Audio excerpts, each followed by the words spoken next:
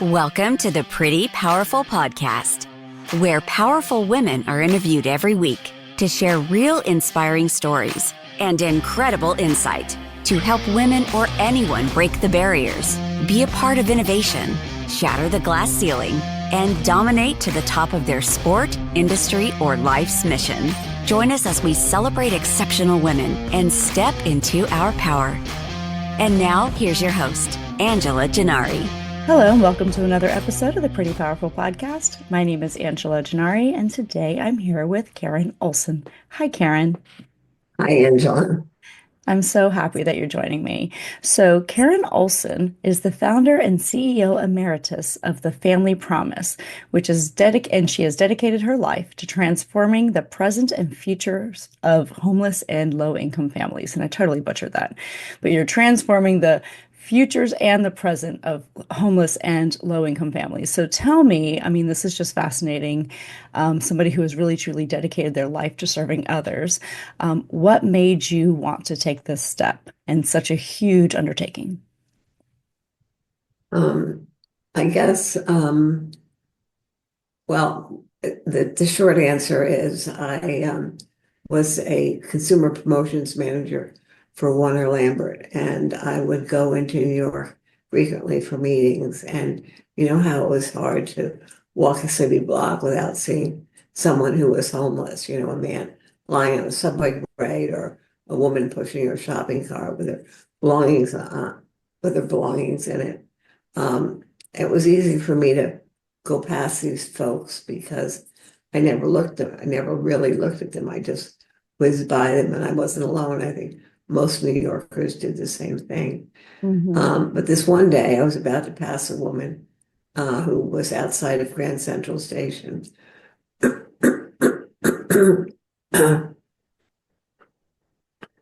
This one day I was about to pass a woman who was outside of Grand Central Station.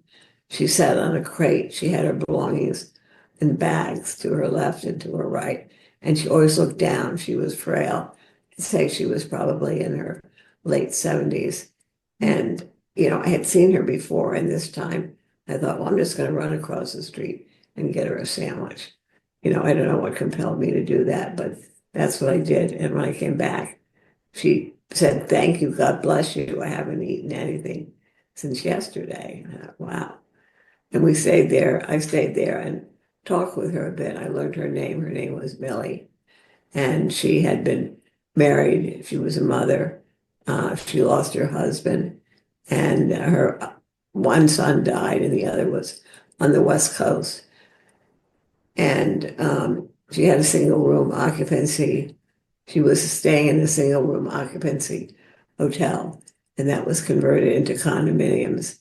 And she found herself on the streets. Sometimes she would stay in it. Sometimes she would stay in a shelter. But mostly she was on the streets or in Grand Central Station. So giving that sandwich to Millie, and when I gave her the sandwich, she reached out and took my hand. And at that point, I think I crossed an invisible line because I always been told, stay away from homeless people. They're dangerous. You don't do that. So here I was, not only giving her a sandwich, but she held my hand, and that invisible line meant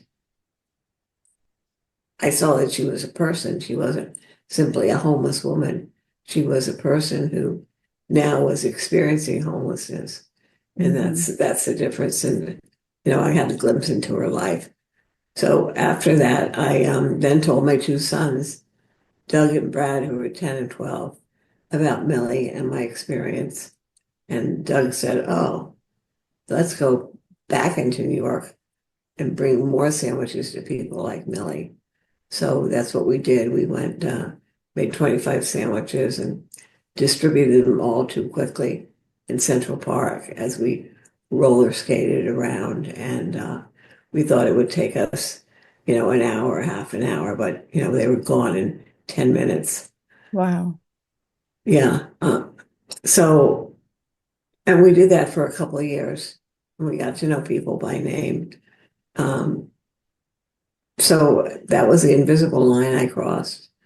So how do I go to 1 million volunteers? Well, um, I also had people that I met in Port Authority back to my house for Thanksgiving dinner because why should they be alone or even in a soup kitchen? So 3 weeks before Thanksgiving, I bought bus tickets back to my hometown of Summit, and they were so pleased to have the invitation to have Thanksgiving.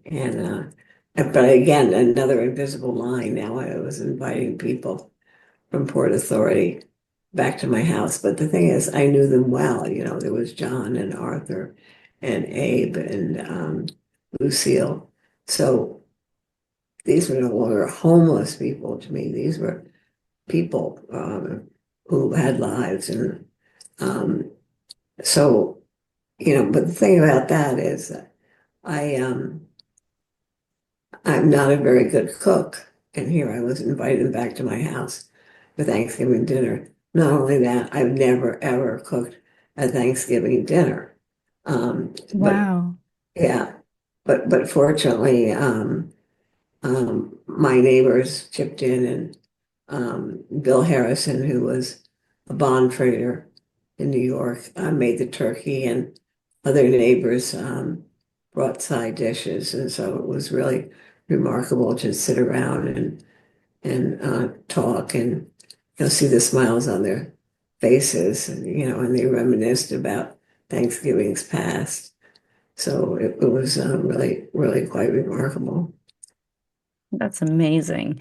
So, Yes. what a huge heart. So, what was the span of time, after you crossed the first, you said the invisible line, right? So, when you gave Yes. the first sandwich to Millie and she accepted it and you had a conversation, how long until you were inviting people to your home for Thanksgiving? Was it fairly Oh, quick? fairly quick. Wow. About from the time it was about 3 months. Wow. That's No, amazing. wait, no, that's not right. It was 10 months, 10 months, yeah. Wow. So, what then prompted you to think this needs to be bigger than me and my family? What then encouraged you to start the family promise? Uh-huh. Well, I began volunteering in Union County, New Jersey, which Hmm. is my home county, because I wanted to see what homelessness was like there, and in Elizabeth in particular. And what I saw and met were families who were homeless and sleeping in their cars, had Hmm. their kids. Many told me they were working, but simply they couldn't afford the rent. They got behind in their rent when some calamity came along. Maybe they lost their job or a divorce or something that caused uh, less income, and they became homeless with their kids.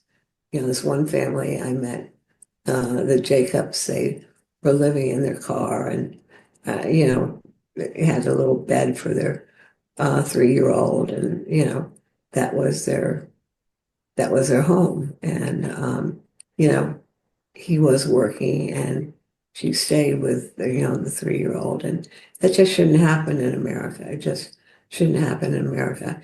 And I was shocked to see. I knew about homelessness in New York City, but of course you don't see homeless families in the suburbs because they stay out of sight, or you see them, but you don't know that you see them. For instance, when you drive through the drive-through at, say, Burger King, and the woman who hands you your burger and smiles and says, "Have a nice day." Well, she actually is homeless, and after her shift, she goes to sleep in her car. So you see that person, but you don't know that they're homeless. Yeah. And homeless families are pretty much invisible. So knowing that really motivated me to do something about it. Yeah, absolutely. And the number of working homeless is really shocking. There's so many Uh, people who have a full-time job, but they're just not making quite enough to be able to afford housing, or it could be a credit issue, where they just can't qualify for housing. And so there's a Right, lot that needs to exactly. be done in order to really Yeah. combat the homeless problem that we have, because Yes. it is Yes. shocking. Yeah, well, for every 4 units of affordable housing, there's only one family that qualifies. And Really? yeah, and Wow. the minimum wage for or the poverty line for a family of four is $30,000, which throughout the year, which how do you do that? So really the issue is not homelessness, the issue is poverty. And then along comes, a divorce and illness. Your time is cut at work, and before you know it, you end up homeless. And so that's a tragedy. And today there'll be more cuts coming. We're going to see many more people who are homeless on the Mhm. streets, and it's just it's shocking, and it shouldn't happen. So what I did when I saw that, I got to know people. I decided I had to bring that awareness to the religious community and the community at large, because I didn't think they knew. I certainly didn't until I was Mhm. there. I live in a suburban community, and the community I went to was an urban area, Elizabeth, New Jersey, and that's where I met families. And so I planned a conference on family homelessness, and I invited the community and the religious community in particular. And to my amazement, I was expecting about 100 maybe. It was an all-day conference on a Saturday. 200 people came, Wow. mainly from the suburbs. So, when they described the situation, and I said, you can make a difference, come to this conference. So that meant that people really do care, you know. Hmm. And so after that, I was determined to um, do something to really help and make a big difference. And but the problem was I couldn't devote my full time to this because I needed income. I was divorced at the time and raising my two sons, so I had to keep working. But then along came two angels at that time. The first angel was my father, who actually bought me a house, Wow. which is lovely. And so now I didn't have to rent anymore. I had a house of my own. And the other angel was Morris Bolsky, who was a technical writer for AT&T, and he helped me with some early newsletters. And he provided financial support equivalent to a salary. So it's Mhm. really amazing how that happened. Without those two angels, I don't think there would be a family promise. Wow. You know?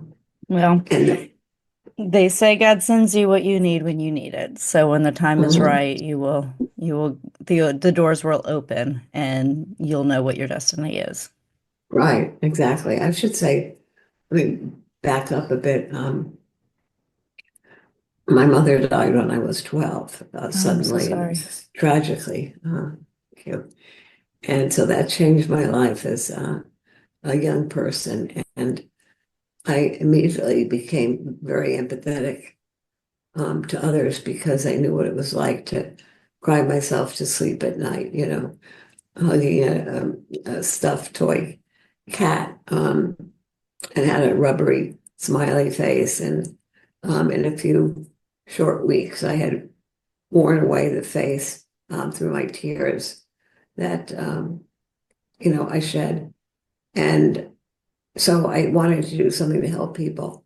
And what I wanted to do was I wanted to be a nurse. That was the Hmm. obvious path to helping people. But my stepmother said to me, I was a nurse. You don't have what it takes to be a nurse.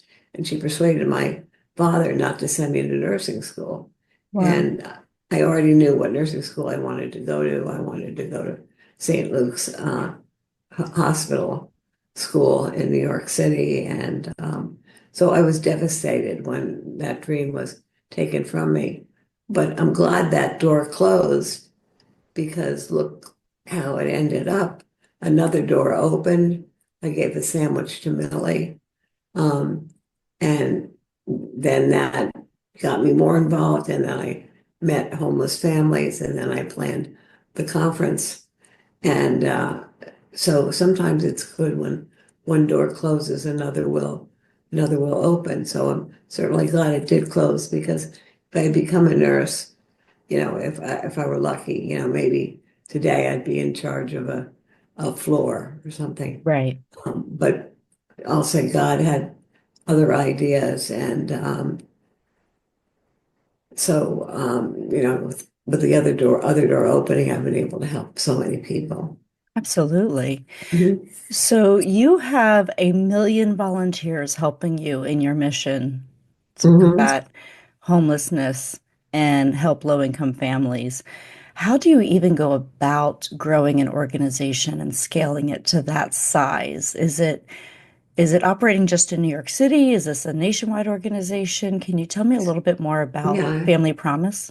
it's nationwide. We have close to 200 affiliates in 43 Wow. states. And this is how it works and how we get 1 million volunteers. When After the conference, I met with a few people and began looking for a building, because we needed a building for shelter.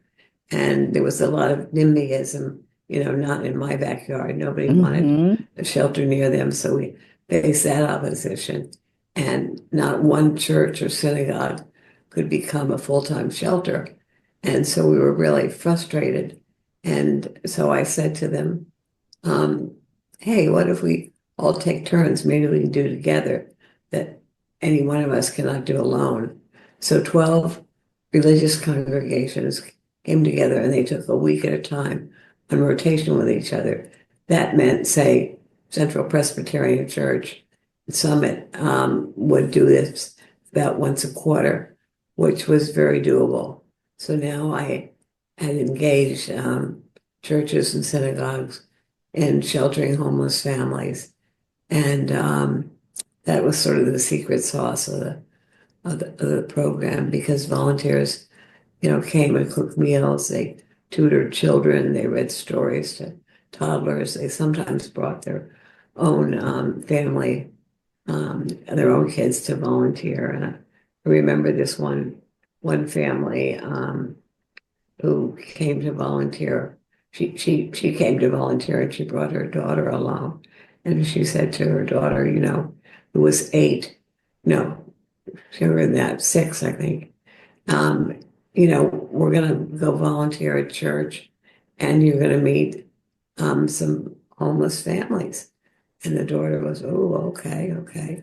And so they went to church, and kids were playing there. And so her daughter joined in and played with the kids. And, for about 2 hours, they just, kids who were homeless, kids who were volunteers. And, when kids meet kids, all they do is want to play. They don't necessarily label them as homeless or this or that. And so when it was time to leave, they got in the car, and the little girl said to her mother, when are we going to see the homeless? Oh, You know, wow. she didn't even know that they were homeless. And that says something about yet with an open heart of a child. She just saw other children, and went about the business of play.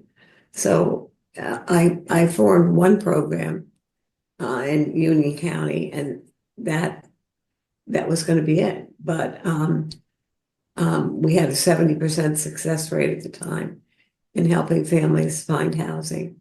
Today it's 81%. Wow. Um, yeah. So but then others came to me, the surrounding counties, said, how do you develop this Family Promise program? So I worked with them, they developed theirs, then others heard about it. And then a couple of years later, I founded the National Interfaith, well, it was first called Interfaith Hospitality Network. We later changed its name to Family Promise.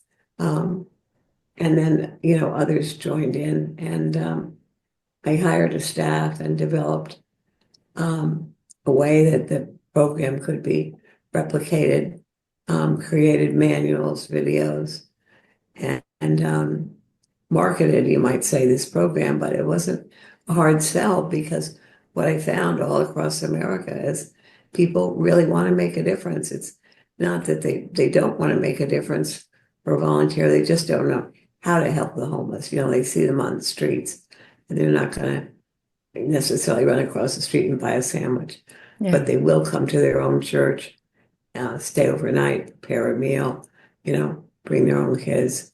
So it grew because I hired a staff, and it was really, really beautiful. I retired in 2016 because I thought it was time to give somebody else an opportunity to lead. And I was fortunate enough to have someone in the organization, Klaus, who had been with me for about 20 years, and he helped to develop many of these programs. So I left Family Promise. I still continue to volunteer, but I was looking forward, after all this intense time of running the organization, to have time to be with my family and to travel a little bit. I went to India. I had a small condo in Miami. So I went there. And this one day I was sitting by the pool. It was such a nice sunny day. And I was thinking about the cryotherapy appointment I was going to have, but first I was going to have a massage. I had a massage. And then I went to my cryotherapy appointment. Cryotherapy, for those who may not know what it is, it's extremely cold temperature. You go in a chamber uh, with just your underwear on, and it's very, very cold. And I had done this about 30 times, both in my hometown in New Jersey, as well as in Miami. But this time, the tank got so terribly cold that my attendant, who was new, by the way, she had only 4 weeks of experience. Um, Wow. but I was assured that she knew what she was doing. She said, I cried out, I'm cold, I'm cold, I'm so cold, I'm cold. So she went to the back of the door and opened it, but she was behind the door. And I fell out because I was frozen like a popsicle. Wow. And yeah, and I hit my head on a raised ledge. And I had no feeling from my neck down. And so I immediately called my sons, and they came down. And anyhow, to make a long story short, I was in the hospital in Miami for a month. And then I came up to New Jersey to Kessler Institute and stayed there as inpatient for 2 months. And then came home. I had to sell my house because I couldn't go up and downstairs. Anyhow, today I can take steps with the help of a walker and an aid. And so I'm improving. And the thing is, people who know me say, Karen, you're just as busy as ever doing podcasts like yours. I finished my book. I wrote Mhm. Men for More. Paul, we all hold it up. Yeah, that was actually what I was about to ask you about was your book because, through all of this, when do you find time to write a book? Because Um, you are a very busy lady. So, I mean, scaling a yeah, huge nonprofit organization, getting 1 million volunteers, having 200 affiliates, you're a pretty busy lady. So, yeah, even stepping away and retiring, I get the impression that you weren't just going to relax. I love that you took a trip to India, and I'm right. very sorry to hear about your accident. That sounds Thank awful. you. Thank you, Um, Angela. so tell me about the book and the inspiration for that and what readers could find. Now it's meant for more, following your heart and finding your purpose. And the reason I wrote the book was that I saw so many people making a huge difference in the lives of others. There was wonderful stories of homeless families who got their lives back together through Family Promise. This one woman, Hope, she was became homeless when she got when she all of a sudden went blind one morning. She woke up and it was like she had frost over her eyes and she could barely see. And a neighbor helped her try to go to work, but she couldn't. She was a waitress. So she got behind in her rent and was evicted and came into the Family Promise program. And with her little daughter, uh, Angela was her name, and uh, came into the program and got their lives back together. They met volunteers, Lou and April, who took her under their wing. Lou and April are now the godparents of Angela, and it was just a healing, which happens with a lot of families who are in the program. They appreciate the meals, that they have a safe place to stay, and they get their lives back together with the work of social workers and volunteers. But what families talk about most are the caring and support of complete strangers who don't know them, but offer love and support. And that's really the secret sauce of Family Promise and the healing factor that takes place. Today, she has a job Hope has a job at a Verizon store, and she's manager, Wow. and her daughter is doing well. So lots of things happen in Family Promise. Just as families are helped, volunteers are helped as well. Like Pace, who was a volunteer. He worked for Sandia National Labs. But before he volunteered, he would say, I only have time for three things: church, work, and my family. But then all of a sudden, Family Promise came to his congregation, and he got involved and had families back to his house, had a zip line there. And he said, Family Promise gave me a heart, enlarged my heart. And so he found another part of himself through volunteering at Family Promise, and he's still involved today. And now he's retired, and he's volunteers with other organizations as well. So volunteers often have remarkable experience. So I wanted to share those stories in my book, as well as my story, which I've told you quite a bit about, as a way of inspiring more people, to get involved. You don't have to start a big national organization. You don't even have to volunteer with an organization, be kind to your neighbor who came home from the hospital, and maybe prepare the meal and bring it over when you're going through the toll booth, pay for the person behind you. And then it becomes a way of life when you do simple things, I remember once when I was away at a meeting for Family Promise, and when I came back, there was a heavy snowstorm. And I thought, oh boy, my driveway is going to be covered and everything. I came back, and my driveway was completely shoveled, and the walk was shoveled, and the porch was shoveled. And I thought, wow. And then I saw a note that was in the door, and I took the note out, and it said, I hope I didn't mess anything up, but I knew you were away.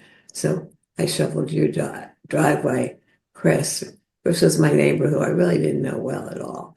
Wow. But I thought I was so touched by that, doing more than a simple act, but shoveling the driveway, that I couldn't bring myself to throw that note away. In other words, it kept coming up, so shoveling my driveway, that made a huge difference to me. Huge difference. So any act of kindness, leave a generous tip for a waiter, that sort of thing. Yeah, there's so many ways that we can be kind and gentle to each other and give grace because that's one of the things that I feel has really kind of we lost our way with is, we used to give so much grace to each other. We used to do things for our neighbors, and now we kind of stay Right. within our own little, walls. And it's been unfortunate because I think we've lost that human connection. And That's without the human true. connection, we lose that ability to have empathy and to really give each other Mhm. grace as needed. So I love that you've been so generous with your time and your attention and your giving. So I think that's wonderful. I wish we could Mhm. have more and more of that in this world. Yeah. Well, thank you. That's one of the reasons I wrote the book is to inspire others to get involved, I said. Hmm. And you can get my book at Barnes and Noble, Okay, Amazon, or bookshop.com. And it's been very well received, and I've had a good. number of speaking engagements as a result of that. So That's yeah, wonderful. life is good, and you know, maybe in a wheelchair, but life goes on, and I'm Hmm. happy, and I still volunteer, and yeah, Absolutely. Well, and on the podcast on prettypowerfulpodcast.com, we'll make sure that we have your link to your book as well. So I want to make sure that great. people can pick that up. Thank So, you. so when you were starting the Family Promise organization, what obstacles did you have to overcome in order to start that Oh, organization? well, turf issues. There were agencies who didn't want me to start Family Promise. What they wanted me to do was to they wanted me to raise money in the suburbs for other agencies and give it to them. I Mm, had a pastor who actually, I had bylaws that were, and a mission statement that was broad so that before we started Family Promise, we could do all kinds of things, not just shelter, but build housing and so on. And a pastor who was on our board didn't really like the idea of doing the direct service or maybe bringing the homeless folks into his congregation. So he rewrote the bylaws. And, I was shocked. And he was a big hotshot pastor, and well respected in the community. And I was shocked that he would do something like that. But I went around him, and a lawyer who helped write the bylaws was a member of his congregation. And he said, I'll fix uh, Jason, and he knew him well. So that was a big challenge, but and I stood up to authority. Sometimes we don't stand up to authority, but I wasn't going to let that happen. So I found a way. I find in my own life, if I'm passionate about something, I'll find a way. For instance, I never considered myself a leader per se when I was in the corporate world. I did well and I was being promoted, but I wasn't really, and I gave presentations, but I wasn't a leader. But what I found in developing Family Promise, my experience was that I was so passionate about this that, even a pastor who rewrote the bylaws was not going to stop me. I just found another way. So yeah, I wow. just, yeah. When was that? What time period was that? It was 1986 when I formed the first program. So Well, that's almost amazing. 40 years And ago. Yeah. what I love about that is that's a time period where, women were still struggling with some things like were we even allowed to have a bank account in our name as a business owner? You had to have a male Hmm. cosigner to get a business loan. And, there were Hmm. still so many struggles that women were having. And even though there was a perception that women were equal, there was still this cultural idea that we were still supposed to be more submissive and, not be the forefront of an organization and not be taking the lead in that way. So I applaud you for your willingness to Hmm. stand up to authority and to challenge, a No, pastor who yes. was rewriting your bylaws that you had taken so much time, Yes. thought Yeah. to put into. Yeah. Yeah.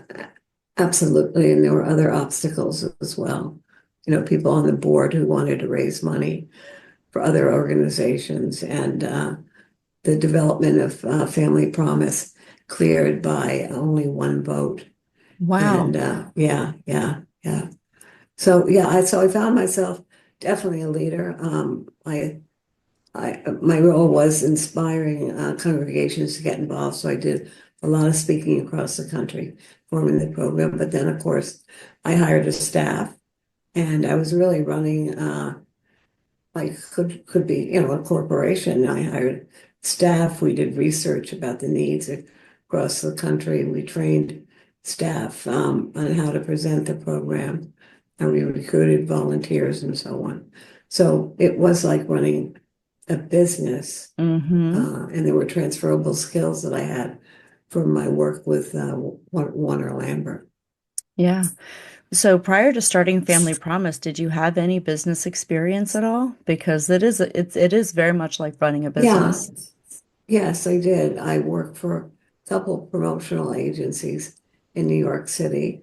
I had an office in the Empire State Building on the Wow. 64th floor. Yeah, very exciting. Yeah. And then I got a job as consumer promotions manager for the Warner Lambert Company, which later became Pfizer. And that was located in Morris Plains, New Jersey. And my role was to develop sweepstakes and coupon events for products like Schick razors and Listerman mouthwash. Oh, Now, interesting. yeah, well, it was interesting and I enjoyed it. And, I was competitive and so on, and creative, certainly. But it was a far cry from offering comfort to those who were disadvantaged, So I Hmm. still had this yearning in me, inside of me for something more, I just, I was, anybody who would look at me would say, well, you're divorced, or you're living in the suburbs, you have a nice house, you have two great kids, you have a great job. So why am I yearning for something more? I was, and that something more was helping people. And then that goes to giving the sandwich to Millie. So, Hmm. yeah, I had considerable, well, no, I had about 7 years of business experience, but in that I found the transferable skills. I had to do research, I had to hire a staff, train the volunteers, problem solve. And so actually those 7 years working in the business field really helped me in developing a family promise. And what pushed me forward was the passion.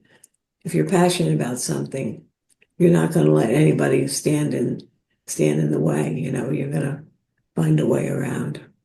Absolutely. And when you believe that, what you're doing is bigger than yourself, it's easier to be that force multiplier, the one that says, you know what, I'm fighting for something that's bigger than me, right? My purpose And, is bigger than me. So it makes it easier to go into battle knowing that. yeah, it's very, very true. So what advice would you give to your 18-year-old self? Probably the one that wanted to go to nursing school. Oh, okay. Um, you're shy right now, Karen, and you don't have much confidence in yourself, and you don't always study to get the grades that you could have. But just hang in there because life is going to change. But hold your head up high, look at the tragedy well, the death of my mother is always with me, but the tragedy that I overcame, and you're going to be doing good. But for now, hold your head up high, and things are going to change for you. Yeah, absolutely. So you have spent a lot of time working very closely with families who are experiencing homelessness. What would you say are the main drivers of homelessness? Like what advice would you give to people who are close? Because I've heard we're all most of us are two paychecks Yeah. away from homelessness. So what Yeah. do you see as the number one driver that was kind of putting people in that position? And what advice would you give to others to just kind of safeguard against something like that happening? Well, eviction, of course, and that comes about when you can't pay your rent, Mm-hmm. after 2 or 3 months, you're evicted, and then you join the ranks of the homeless. And you're evicted because maybe you had an illness and you were out of work, or you lost Mm-hmm. your job, or your hours were cut, or you got divorced, you had an illness. But the root cause is the lack of affordable housing and wages. In other words, there's a gap between one's income and what housing costs. Mm-hmm. And that's the root cause. There's not enough affordable housing. For every 4 people who are eligible for federal housing programs, only one qualifies because there's not enough funding.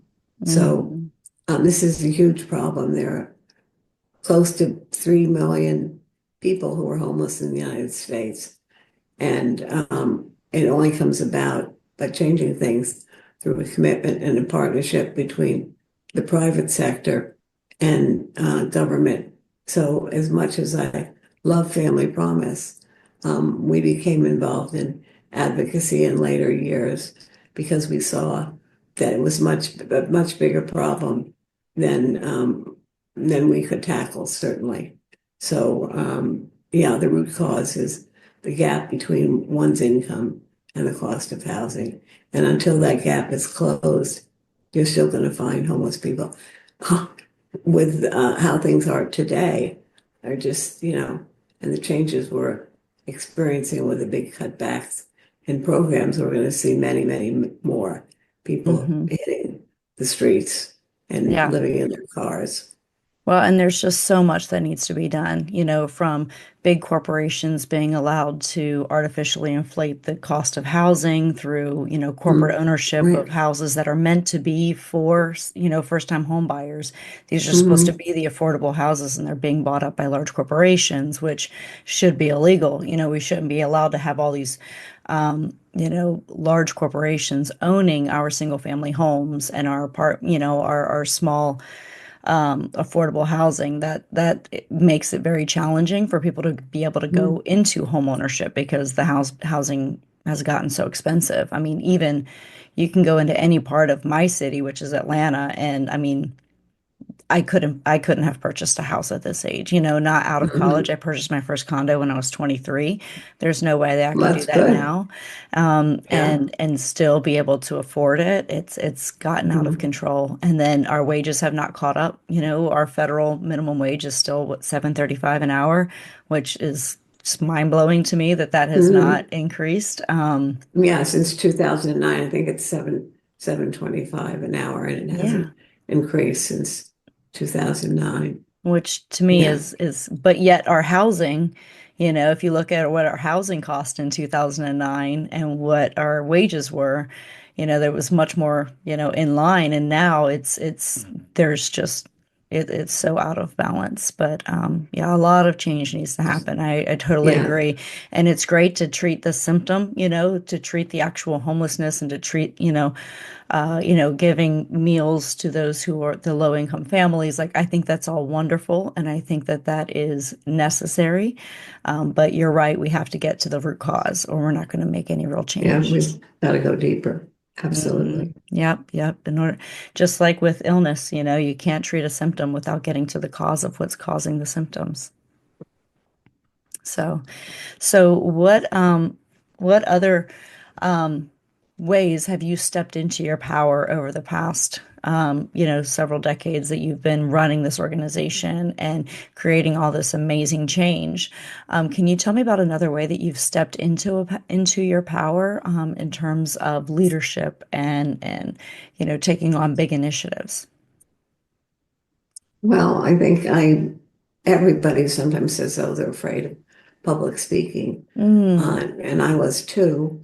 And I always am a little nervous before I give a speech. But, I'm led by my passion, and I'm told I give inspiring talks. And that helps to engage others. So that's one way I stepped into my power. Um, what else? I would probably say the book too, because you're right. I mean, public Oh, definitely in speaking, my book. yeah, Yeah, because I mean, just you never know who's listening, you never know who's reading, and it could just be that one spark, that one trigger that catches someone's attention and leads them right, onto a path. So you just right. never know. Well, here's the thing. Just like I had never cooked a Thanksgiving dinner, I considered, and I was going to have homeless people over.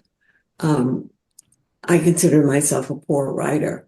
I never had written a book or even articles, but here I had an idea for a book. So other people chipped in and helped me. I mean, I had the idea, but I first started with a ghostwriter and then that didn't work out. So I found another one. And so different people really contributed to this book.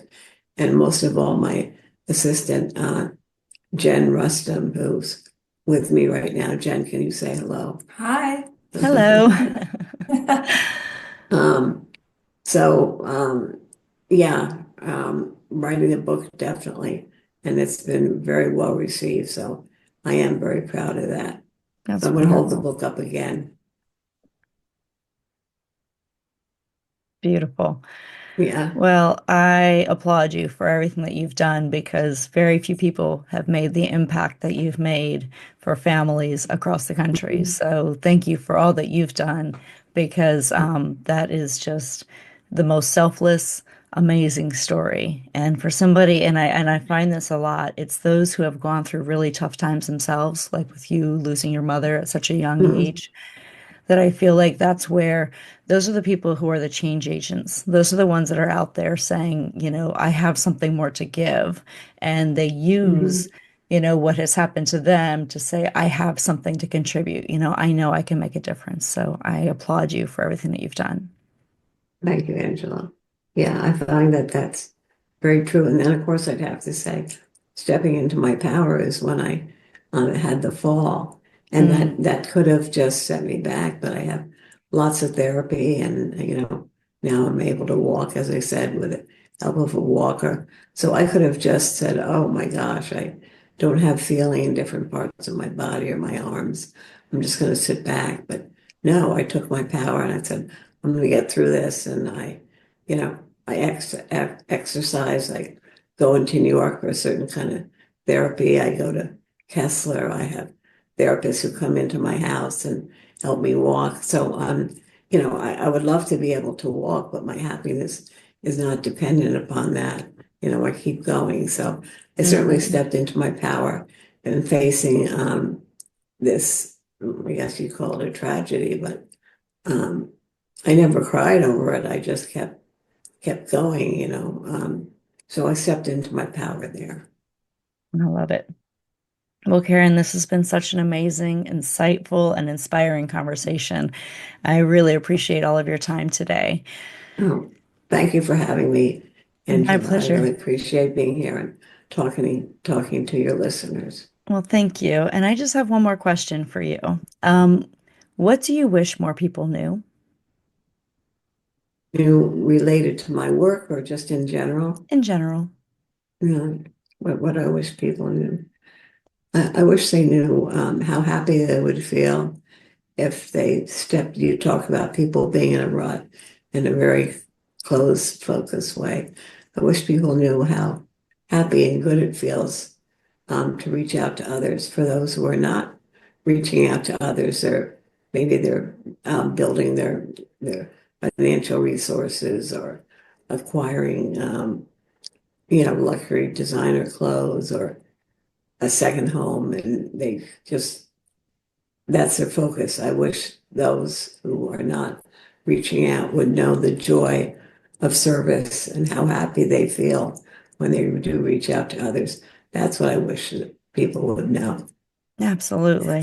I 100% agree with you. We've been my son and I serve every year, whether it's, delivering meals on our own or joining with an organization. This past Thanksgiving, I think it was Thanksgiving or Christmas, maybe Christmas Eve, we went out with another organization here in Atlanta and just went around and helped to feed and clothe the homeless that we saw. And Mhm.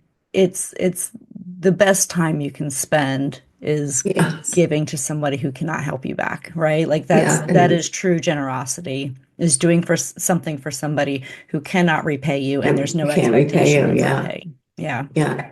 And there's so So, many people experiencing homelessness in Atlanta. mhm.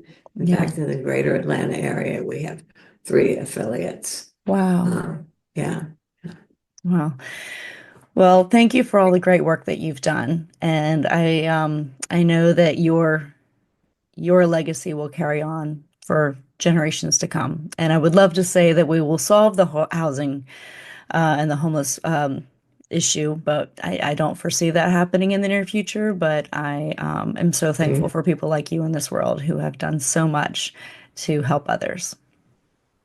Thank you, Angela. So where can people find you? Because we'll put all your links on prettypowerfulpodcast.com, but how else can they find you? At Karen Olson, that's Karen Olson, Olson, author.com. Mm-hmm. That's Okay, my website. perfect. Well, thank you again, Karen, and You're I welcome. really appreciate all your time today, and I will see everyone else at the next episode of the Pretty Powerful Podcast. Yeah, hope everyone has an amazing day. Thank you. Thank you for joining our guests on the Pretty Powerful Podcast.